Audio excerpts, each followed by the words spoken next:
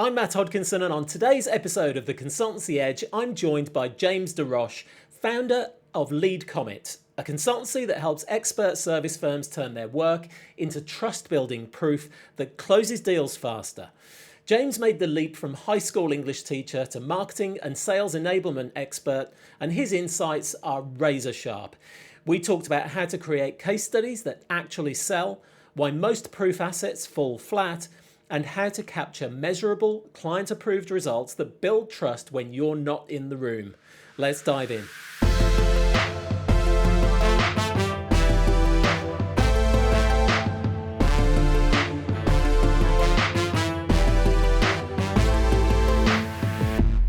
James de Roche, welcome to the Consultancy Edge. How are you today? I'm doing great. How are you? Very good. Thank you so much for joining us today. We're going to tap into a topic that I know is going to be of great interest to a lot of our listeners, which is social proof, the importance of case studies, and crucially, their ability to help those types of businesses to get more business in the future. And I really want to lean into that. But first off, James, tell us about Lead Comet. Tell us about yourself. Yeah, I started off professionally as a high school English teacher, actually, and transitioned into marketing after about 5 years of doing that, and did a lot of freelancing, a lot of contracting, but it centered mostly around services firms and helping them out. I went through a lot of the stumbles at the start. I was applying the SaaS framework to the services, and I got knocked down. Like you see that just doesn't translate. Learned a lot, and then I ended up working for an agency that was mainly pay-per-click. My background in copywriting, and so I was helping them on the SEO side of things. I built up the service line for them. It was really successful, and then I was like, I'm making them all this money. Why not just do this myself? And I started Lead Comet. It was originally an SEO agency, but I genuinely hated SEO content. Writing it, organizing writers around it. Delivering it because I just never really felt like it did the job of helping people actually find solutions to their problems. It was more about, keywords and structuring things a certain way. And that has evolved, but at the core of it was like, how do we help people prove that they know what they're doing and prove to their audience that they can do their job and sell a complex service. And so it kind of morphed into what it is now, which is where we focus specifically on helping services firms build up that proof to help, speed up those complex sales to show that they can do the work repeatedly and get results. And I guess the word there is trust, isn't it, James? I mean, at the end of the day, credibility is something we're all looking for in anybody that we work with. I think, what are your reflections on? I mean, from buyer perspective, I've noticed that actually a great number of buyers don't do enough due diligence. They don't ask for the proof sometimes. And do you think that's because they've found it elsewhere? I think it's fair to say we don't move forward until we're comfortable, do we? Yeah, there's a lot, there's a lot of stats out there about how much of the buying process is done before people show up onto a call, and they've done their due diligence a lot of the times. But we've really kind of gotten away from leaning heavily into proof because we see the same kind of things over and over again. It's very surface level. There's a picture of a logo. The case study is one that's really falling short. It's a challenge solution result. They get skimmed in about 2 or 3 seconds, and people are like, okay, it's there, and they kind of move on. But yeah, I mean, the big thing here is trust because you're selling a complex service. There's no dashboard that you can look at to see if it works. There's no, uh, you know, widget that you can pull out and go like, oh, here it is. It's this. You're selling a future idea that this is going to help the business be successful. But everybody wants to know, can you actually do it for my business? Because we all think our businesses are, differentiated and unique, and that somehow, like, yeah, you've managed to help them do this at this time and this person do this at this time, but is it going to work for me? Really, what we want to make sure is that we trust you before we bring you in because there's a lot on the line that isn't on the line with like lower ticketed like SaaS products and business purchases. When you're bringing in a firm for a $100,000, 500K, seven-figure implementations, and a lot of these can go on for a year or two. If it goes sideways, like that's your job, that's your career trajectory, that's your, maybe you're quite comfortable with your team, and that's going like, oh, they brought James in to do this. Like, can we trust him again? Like, there is a lot on the line there. So they want to be absolutely certain that you can do what you say you can do. Yeah. And yeah, And as you say, do it for them. So how important do you think it is to have case studies, demonstrable social proof that resembles the business that is considering working with you? I guess people have got to see themselves in those examples that you've worked in before, right? they have to see themselves. It isn't necessarily that you need to say that I only work with accounting firms and that therefore like every single case study is about accounting firms. It's that they need to see that you can handle their specific business problem or close to it. And so the more detailed you are, the more differentiated you are, the stronger your positioning is, even if you don't align with your ideal buyer 100%, they will find ways to then justify working with you because you check all of the right boxes for them.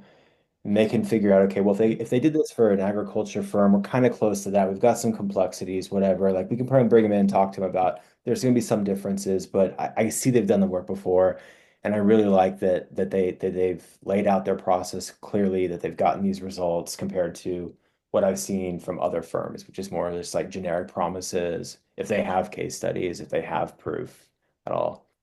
Yeah, and I call that the situational niche, what you're describing. It's much more powerful to describe the challenges, the frustrations, the points of friction that your prospect is experiencing, rather than just say, as you say, we work with accountants, we work with healthcare firms, financial Mhm. services.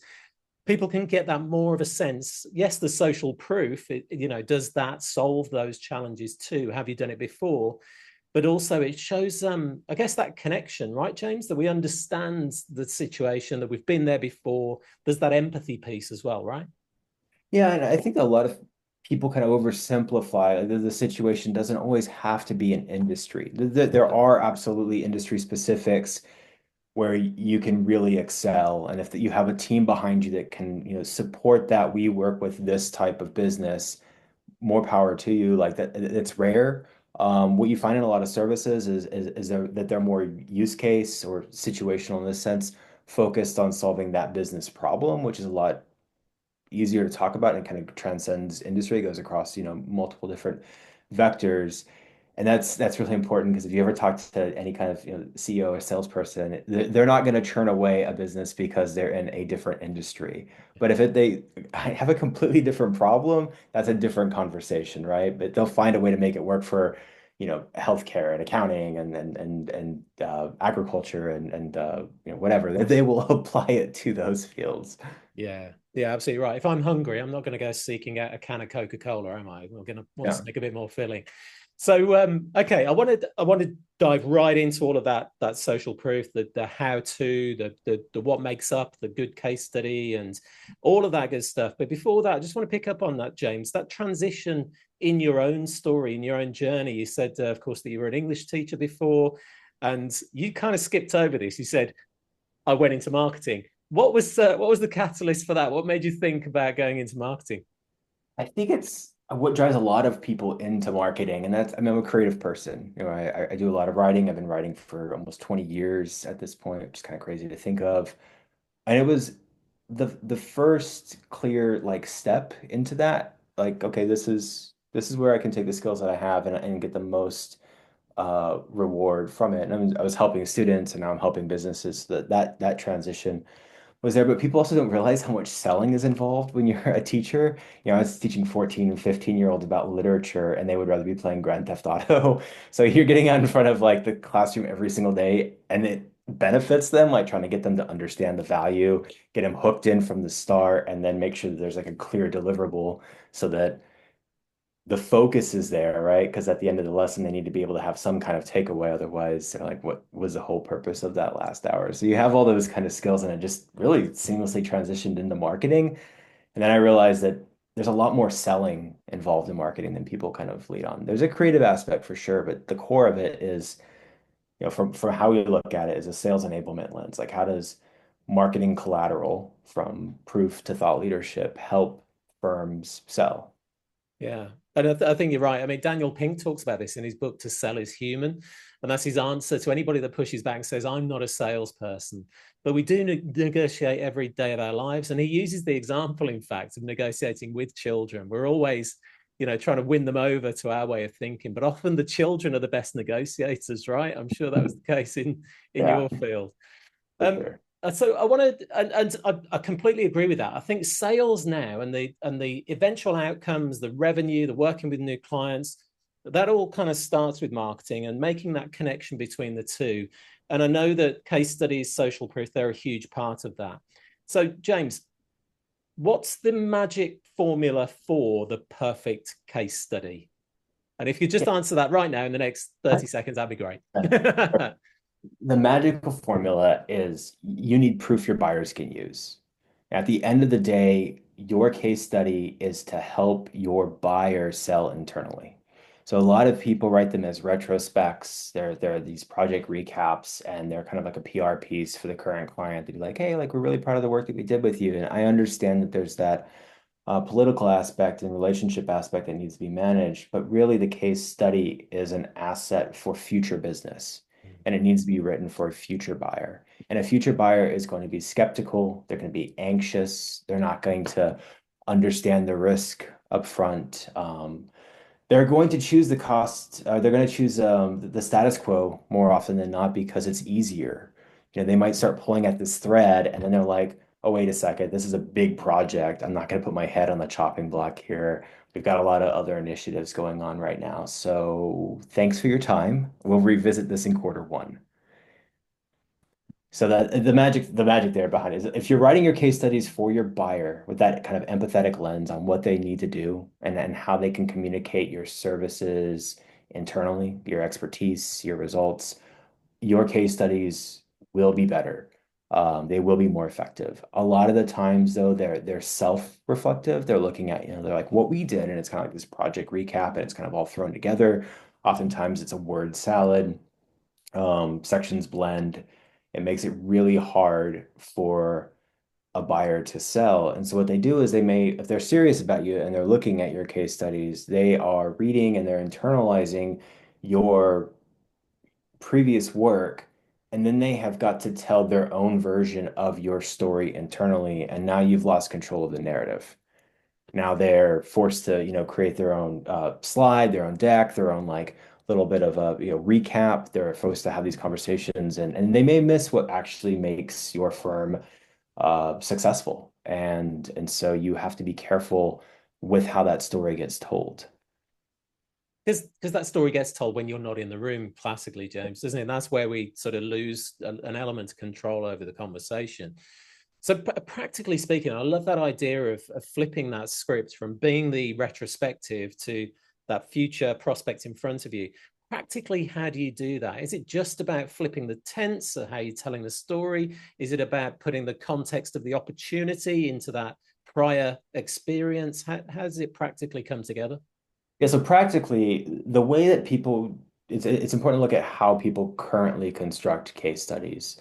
The typical framework is what we call the CSR framework. It's the challenge, solution, results. If you go online and look how to make a case study, it will give you that template.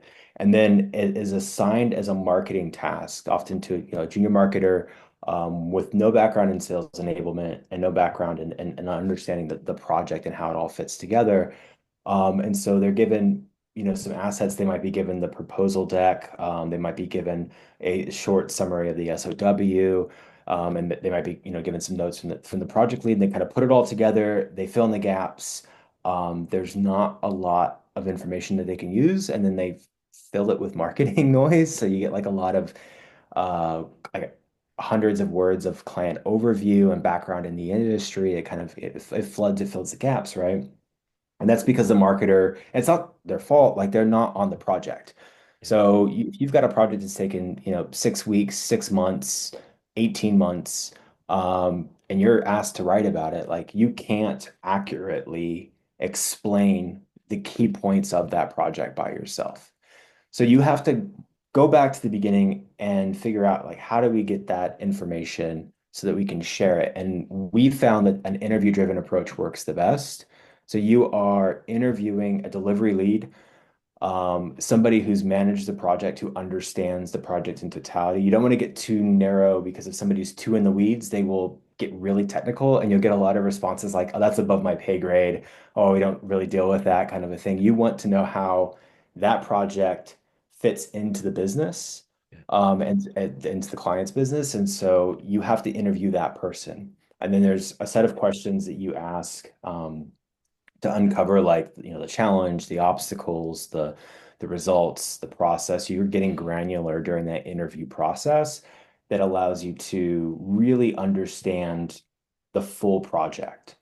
And in a larger project, there might be two or three people. We usually don't go above three people because then it becomes more of a committee and then not everybody is speaking, but you'll have at most the sales leader that closed a deal, the account exec or whoever's managing that relationship internally, and then the project lead. So they're able to kind of all contribute to the story. And the story is, what was happening in the organization when you were brought in, what was created to fix the problem, what kind of objections were there beforehand, like how do we navigate the buyer to get them to see that this needed to happen? What did they what challenges that would not that would be problematic if they weren't addressed, right? So like what are the stakes here? If we don't fix this, what's going to happen? And sometimes that's a compliance issue. Sometimes it's we're losing revenue, we're losing clients. Sometimes it's operational inefficiencies and churn. But they realize that they need to change so that they can benefit, and that moment needs to be captured. And then you're going into the process at a high level, but you want to show how you're approaching the situation, that you have a framework, you have some kind of methodology that you apply to different situations. And then the one thing that a lot of people leave out is roadblocks, which is surprising to me because if you talk to any project manager, they know that projects always go sideways. And it's not always the firm's fault. I mean, we had a client that was in the middle of a project and a government regulation was passed overnight that could have derailed the entire thing. And so they quickly, proactively fixed the campaign. They got everything back on track, and then they approached their client with the solution that they had come up with. So that kind of shows, this is what would happen if things go sideways. This is how we jump in, fix the problem, and we come out looking strong, and things keep kind of moving forward. Roadblocks aren't always bad. It doesn't mean that, you're imperfect. Like projects, life is unpredictable, projects are complex.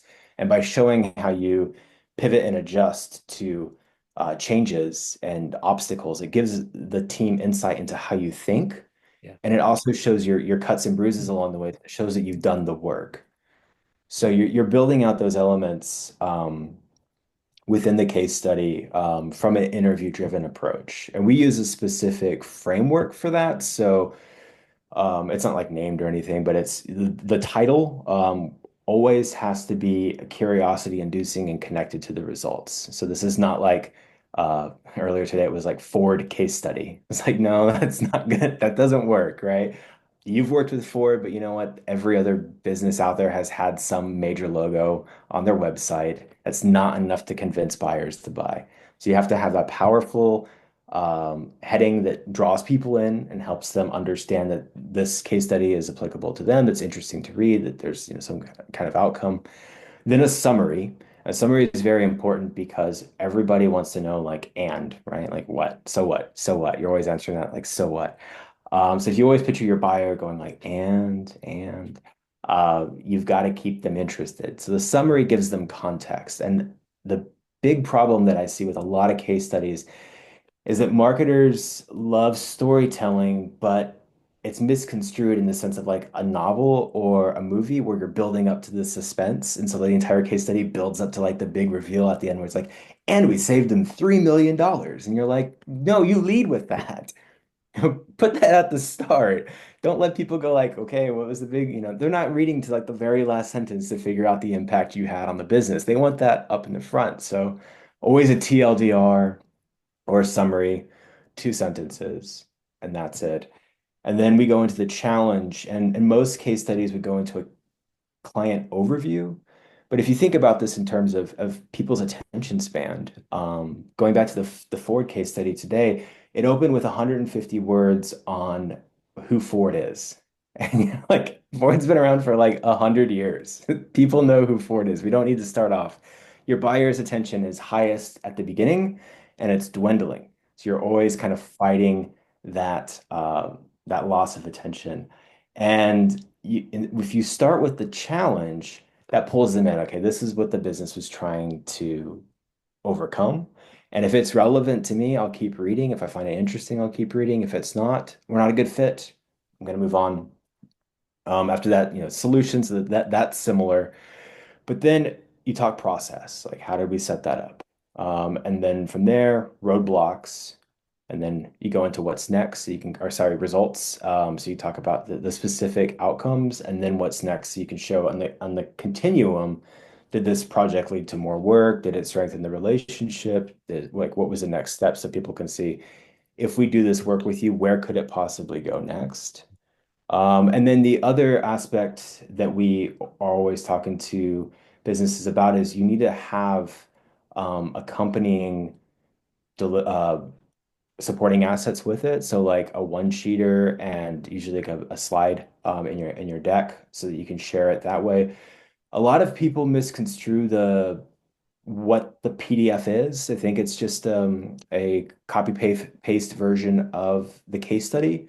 So getting granular here with the details, but with a one-sheeter, the purpose of that is for your champion, for your buyer to forward that to people within their organization. Yeah. It's not that they're going to like download it, put it on their desktop and get to it eventually, because we all know what happens with those assets. They never get looked at.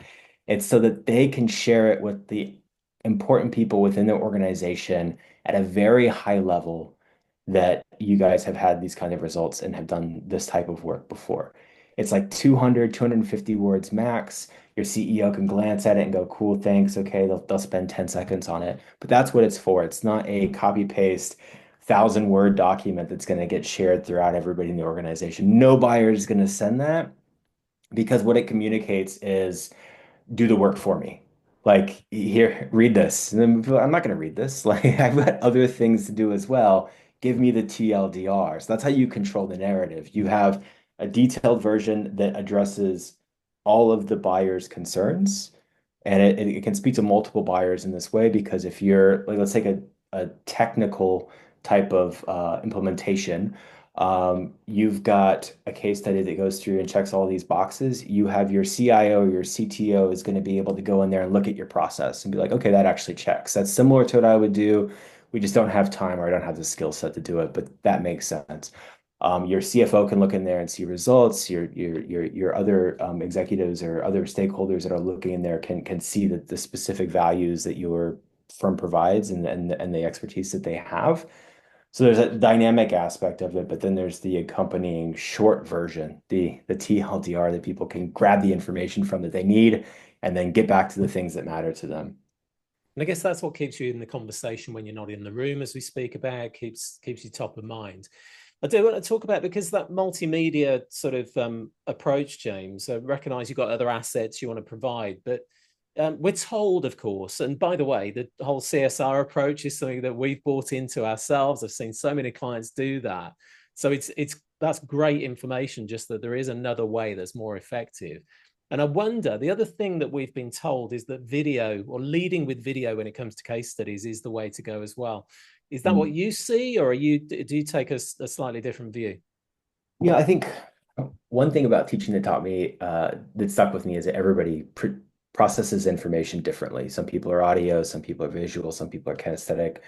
The more boxes that you can check in that regard, the stronger you have, like the chance you have of success. So I'm not somebody who would say, only written, only written. That said, on the flip side of things, I have seen case studies that are pure video. It's not effective because imagine you're a stakeholder and you just want the overview. You're not going to sit through a 15-minute video, right? You're just not. And at the same time, when you're interviewing a customer, there are other considerations to take into account. There's the relationship between the organization, there's their position within the company and what they can say and what they can't say. You end up kind of like this, it's very PR, like we really enjoyed working with you and and this, and that's cool. Like maybe like a snippet, but in terms of like an actual project, and communicating expertise, it's difficult. Like you have to be able to talk about certain aspects of it. And you can absolutely like if you imagine a written version that you have and then you pair that with the client expanding on certain aspects and kind of cutting it up that way, it works great. But it's not either or, it's with and. You have your version of the case study and you have the interview as a way of supporting what you're saying within that asset. Yeah, I'm almost seeing like a bundle of assets that are putting together this really strong case to work with this organization in the future. I love the idea of that. Now, capturing the results in the first place, James, I know is a big challenge for a lot of consultancies. I've worked with many in the realm of positioning where we're talking to them about the importance of the results they've generated in the past, the not if not the promises, then the hope that they can give to clients in the future about what outcomes they can drive. But they find it difficult to capture that impact, to go back and have those conversations. Is that something you've experienced, and perhaps you've got some solutions around that? Yeah, all the time. It's really interesting and somewhat ironic when you look at the firms that are doing this kind of work that don't capture the baseline data. And I think we're past the point of skipping that step. I really do think that firms need to start integrating that into their current state assessment when they're, before jumping into any of the work. A lot of firms do this. They run the current state assessment, but we need to be taking a look at what does this look like operationally right now? Mhm. How many clicks does it take to go through the system to get to the result? How much time does that take? What is the operational cost to that? Can we extrapolate some numbers? Because you've got to be able to communicate value. It's not enough to do good work anymore. There's plenty of firms out there who do great work. But the thing is that when procurement is looking over whether or not they should continue to hire your consulting firm or hire a cheaper option. Doing good work isn't going to help save you from that cut. It'll be thank you. We appreciate your work. We're going with a cheaper option because you haven't been able to communicate that your firm can specifically deliver that kind of ROI. Yeah. So it is difficult for firms, absolutely. And there are ways to collect other types of impact. It kind of depends upon the work that you're delivering. Yeah. So that can be, it can be qualitative in some ways. You can have your champion saying that things were messy and now they're not. Things were frustrating and now they're not. So there is that kind of impact. But the closer you can get to tangible data that your work had a lift, some kind of positive business impact, the better. And I really want to point out that ROI is not saying we had a 40% increase on productivity. It is not saying we had a 60% reduction in cost. What does that actually mean? If is a 40% reduction on cost, is that for one department? Is that for one workflow? Is that for a multinational? Is that for a team? So a lot of the data that you see in case studies, they have no context. It's just a percentage that somebody put up there. And that doesn't make it easier for your buyer to visualize Yeah. versus we're auditing one last week that said they'd helped a firm avoid $330,000 in fines. That's ROI. Like that is a measurable impact on the business. The specific savings, which you will see in some case studies, hundreds, thousands, millions, that kind of thing. Hours, time saved. Some will put NPS scores increasing, but you need to have the data that shows that bringing you in made a difference.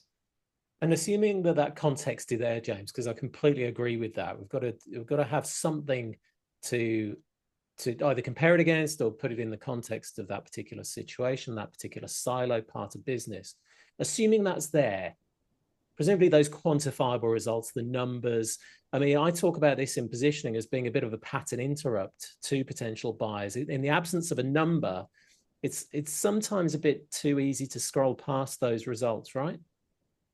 Yeah, and I would even argue that the numbers need to be more front and center. Lead with them in your heading. Like I said, we and our layout and has a pretty good example of it. We have a snapshot box on the left that follows the user down the page so that they're constantly reminded of the ROI, the impact there. But you like people need that kind of reminder.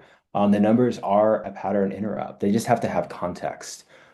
Because they're gonna face scrutiny. You just have to assume that nobody trusts you and everybody's ready to disagree with you, or your buyer in this case. So you have to be able to kind of have numbers that either explicitly show your impact or hint at it. And like I think one of our case studies, we've done like 14 case studies with a single client. Like that shows, indirectly that they keep coming back for more because they're clearly working. Like so like there are, ways to you can show impact that may not always be a we saved X amount of dollars because you may not always be able to say we saved X amount of Yeah. dollars. I did want to ask that because sometimes the results, the tangible results, the quantifiable results, have other factors in play. It's not wholly attributed to this particular consultant or supplier. And I find that some consultancies are reticent to talk about those results because they weren't 100% responsible, but they were still a major contributor to those results. How have you addressed that? Do you see that as well? Do you see that reticence to own the result and that people actually are a bit backwards in putting themselves forward as a result of that? They're stifled or throttled. So there's a few factors that play there. So I mean, NDAs can definitely prevent you from sharing things. So you have to be aware of that. And in some situations, you can't mention those kinds of specifics. Um, and you just have to work around that to tell your story. And that is just a fact of business and not something that can be changed within certain types of services that are, you know, they touch things that are very sensitive. And so that's a bucket, put it to the side. But that is what it is. Yeah. I think regardless of the current consultant mindset, the reality is that if I can go into ChatGPT and create proof in 10 minutes, how do you stand out against me? Right. And it's more about like it's the specifics and being able to talk about them and being able to talk about them in a way that your audience understands and believes to be true.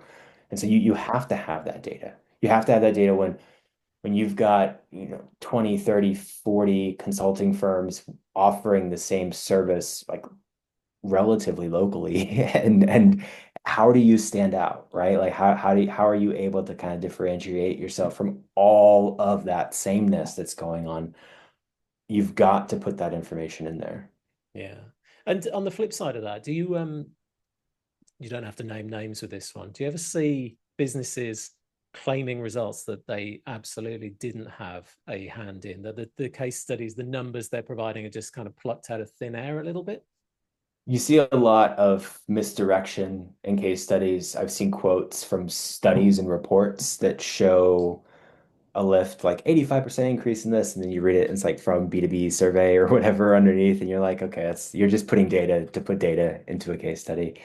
You also see it's a lot in marketing where it's like our efforts had a 10x impact on the business, and you're like, nah, I mean you're one component of a fully functioning machine. So you really have to be careful with how you portray that information because again, your buyers are smart, they're and they are skeptical. They can sniff out BS, like they know when you're over exaggerating. If you can get your clients to say the kind of impact that you've had and get that in as a testimonial, that's perfect. Like that's really, really hard to argue with, right? It's not me saying it, it's this guy over here. It's like cool. Not always the case, but definitely strengthens your cause. But yeah, you do, and you see it a lot in marketing, and I would just say that the risk there is being politely ignored by your buyer. They see it and they go, I'll pass. Yeah, I sniff something. Doesn't smell good. Um, so I know that we've got listeners at all stages of the consultancy growth journey as well, James. I've had a few questions recently about how from new starters. So they've potentially exited a larger consultancy, starting their own thing.